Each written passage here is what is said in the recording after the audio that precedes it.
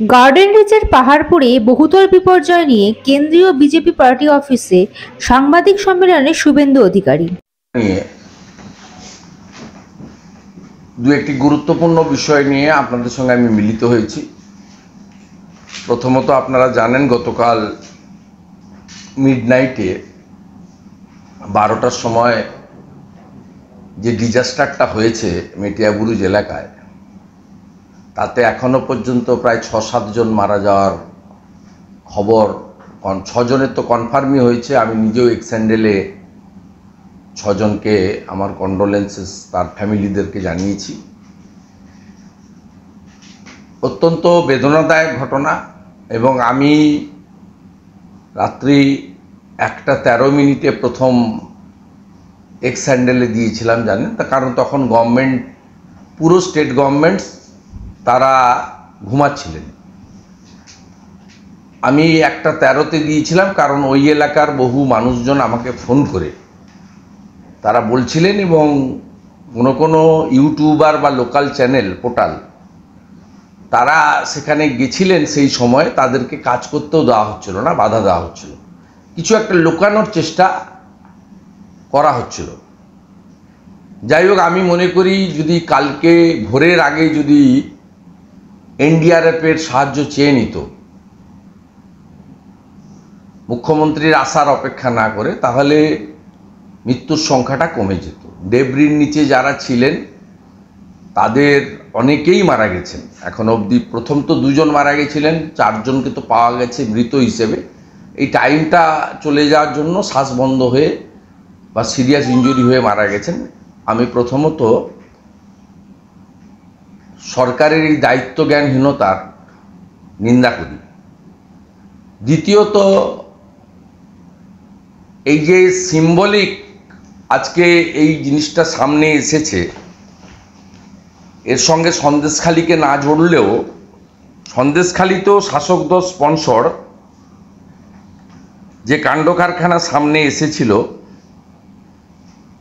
তারপরে পরে বেরিয়েছে, কিন্তু এখানেও গোটা কলকাতা জুড়ে, গ্রেটার কলকাতা, শুধু কলকাতা নয়, কেএমডিএ এলাকা জুড়ে বলা যেতে পারে, মানে একেবারে বারাসাতের সেই প্রান্ত বাদু থেকে হরিদেবপুর জোকা পর্যন্ত, এই বিস্তীর্ণ কলকাতা বা কেএমডিএ এলাকা বা গ্রেটার ক্যালকাটাতে এই তৃণমূল কংগ্রেস আসার পর থেকে, 2010-এর পর থেকে তারা কোথাও ছোট ডোবা, পুকুর, জলাশয়, এমনকি ক্যানেল, বেহালার চড়িয়াল খাল হোক, কালীঘাটের নালা হোক, বা দত্তাবাদ লেক টাউনে ক্যালকাটা ক্যানেল হোক, কোথাও বাকি রাখেনি। এবং যদি এই অডিট করানো যায় কোনো ইন্ডিপেন্ডেন্ট এজেন্সিকে দিয়ে, বা সিপিডাব্লিউডির মতো কোনো কম্পিটেন্ট ভারত সরকারের সংস্থাকে দিয়ে, ইফ নেসেসারি কোর্ট মনিটরিংও হতে পারে, তাহলে আপনি দেখবেন কয়েক হাজার পুকুর বোজানো হয়েছে, এবং সেখানে কাউন্সিলর, লোকাল পুলিশ এবং কর্পোরেশন বা মিউনিসিপ্যালিটির মাথা থেকে ইঞ্জিনিয়ারিং সেল একসঙ্গে তারা এই কাজগুলো করেছেন।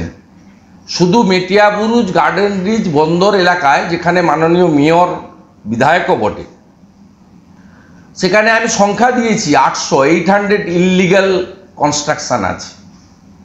কখনো যদি জনস্বার্থের মামলা কেউ করেন বা কোনো ইন্ডিপেন্ডেন্ট, এদেরকে দিয়ে লাভ নেই।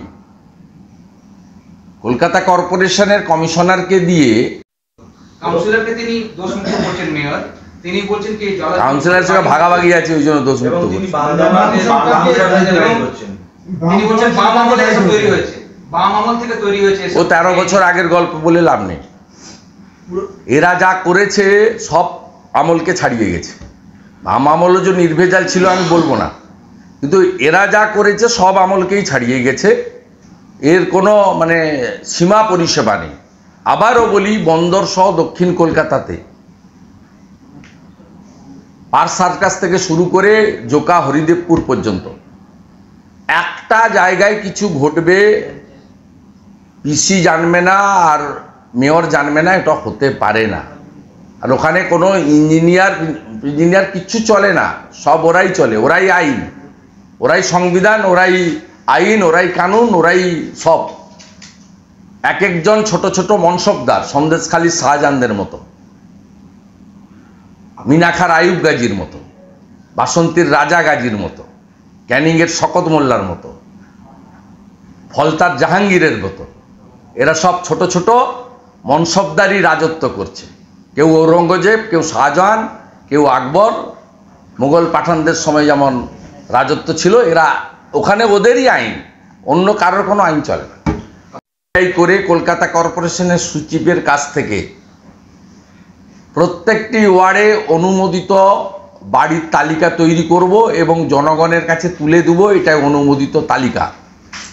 আমার মনে হয়েছে অনুমোদিত তালিকার মধ্যেও ভেজাল পাবেন, কারণ এই যে বাড়িটা, এটা হতে হতে দোতলা হয়ে আটকে ছিল দীর্ঘদিন।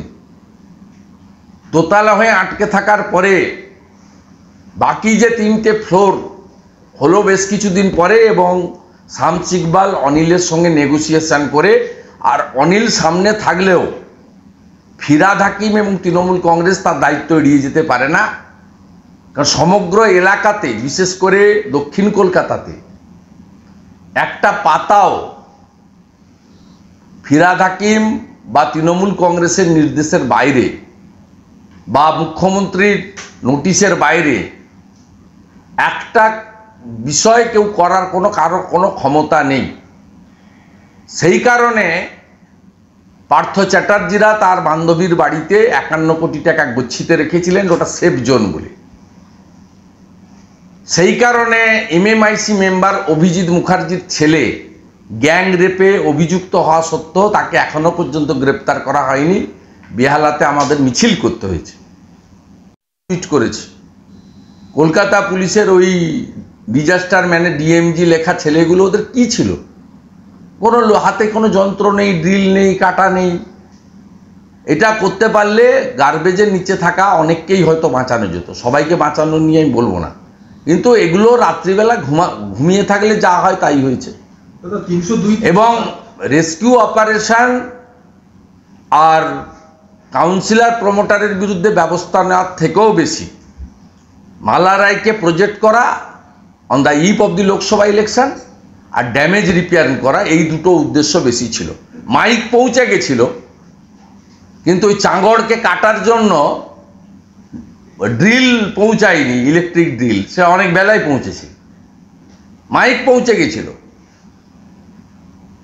এটা মাইক তো আগে থেকে ব্যবস্থা করা ছিল। মাইক ছিল 9:10 মাইককে বক্তৃতা শুরু হয়ে গেছে। এসব সময় বক্তৃতা করতে নেই। আমরা সকাল থেকে কাউকে অভিযোগ করিনি, আমরা বিকালবেলা বলছি। রেস্কিউ অপারেশন থাকে।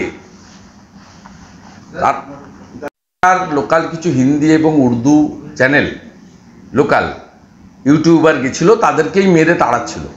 আমি লাইভ দেখেছি রাত্রি 1:45 2 মিডনাইটে। এবং সবচেয়ে আমরা ইলেকশন কমিশনে আজকে শিশির বাজোরিয়া আমাদের ভারতীয় জনতা পার্টির পক্ষে কমপ্লেন করেছেন যে কম্পেনসেশন ঘোষণা করার দায়িত্ব নির্বাচন চলাকালীন মেয়র তথা বিধায়ক তথা মন্ত্রীর নেই। এটা কমিশনারকে বা মুখ্য সচিবকে ঘোষণা করতে হতো। আমরা এটা মনে করি এমসিসি ভাইলেশন। দক্ষিণ কলকাতায় ঘোষিত তৃণমূল প্রার্থী মালা রায়কে নিয়ে ভোটারদেরকে প্রভাবিত করা এবং 5 লক্ষ টাকা 1 লক্ষ টাকার ন্যূনতম ক্ষতিপূরণ ঘোষণা করে সিম্প্যাথি এবং আদায় করা, ড্যামেজ রিপেয়ার করার জন্য মুখ্যমন্ত্রী এবং মেয়র তথা মন্ত্রী মরিয়া চেষ্টা করেছেন। আমরা মনে করি এটা ভাইলেশন অফ এমসিসি। সেক্ষেত্রে ইলেকশন কমিশনারের উচিত ব্যবস্থা নেওয়া।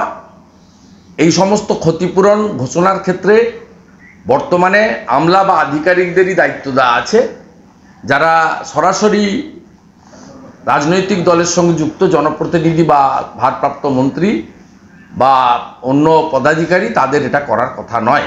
এক্ষেত্রেও ভোট ব্যাংকের রাজনীতি এবং ড্যামেজ রিপেয়ার দুটো করার মরিয়া চেষ্টা সকাল থেকে করেছেন, কিন্তু এতে লাভ হবে না।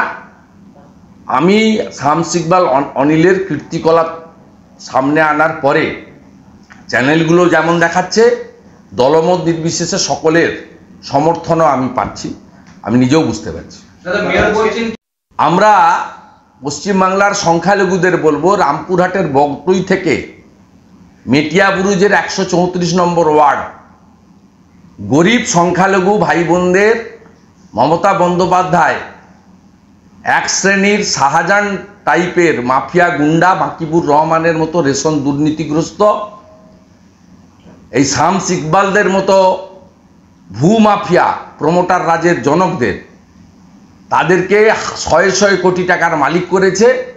আর তাদের অপকর্মের জন্য আপনাদেরকে গরিব মানুষগুলোকে গার্বেজের তলায় মারা যেতে হচ্ছে। ঠিক একইভাবে এই গুন্ডারাজের জন্য ভাদু আনারুলের গোলমালে 2022 সালে রামপুরহাটের বকটুইতে 21শে মার্চ সেখানে সংখ্যালঘু মুসলিম মহিলা বাচ্চাদেরকে পুড়িয়ে মারা হয়েছিল। এই জঙ্গল রাজের বিরুদ্ধে ভারতীয় জনতা পার্টি লড়াই করছে।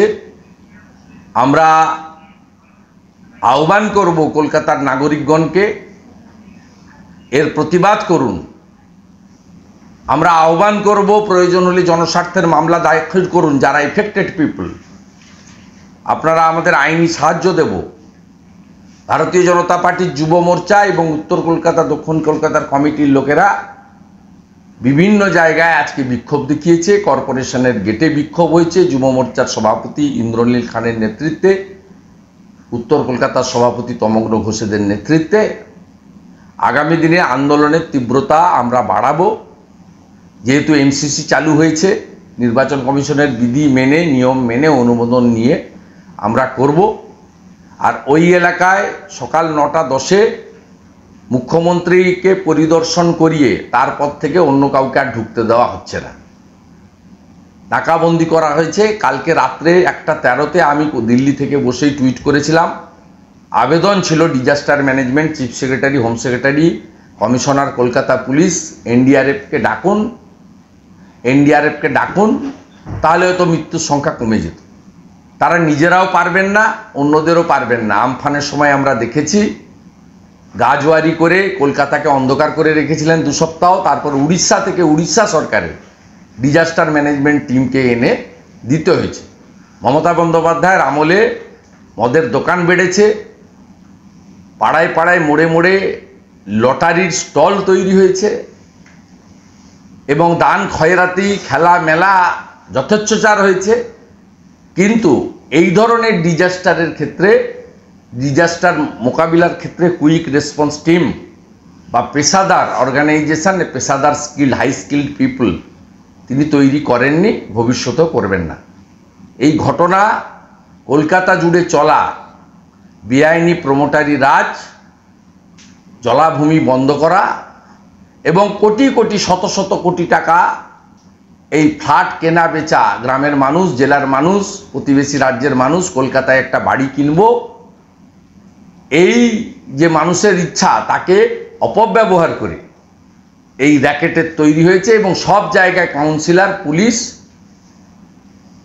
কলকাতা কর্পোরেশনের মেয়র থেকে ইঞ্জিনিয়ারিং বিভাগ সরাসরি এর সঙ্গে যুক্ত। আগামী দিনে তথ্য প্রকাশ করা, প্রতিবাদ করা, এই সব কাজই রাজ্যের প্রধান এবং ডিপেন্ডেবল মানুষের আশীর্বাদ পুষ্ট বিরোধী দল ভারতীয় জনতা পার্টি করবে। দাদা সেখানে bureau report ND Bangla news. সবার আগে সব খবর, সঠিক খবর পেতে ফেসবুক পেজটি ফলো করে এবং ইউটিউব চ্যানেলটি সাবস্ক্রাইব করে রাখুন আর শেয়ার করতে ভুলবেন না।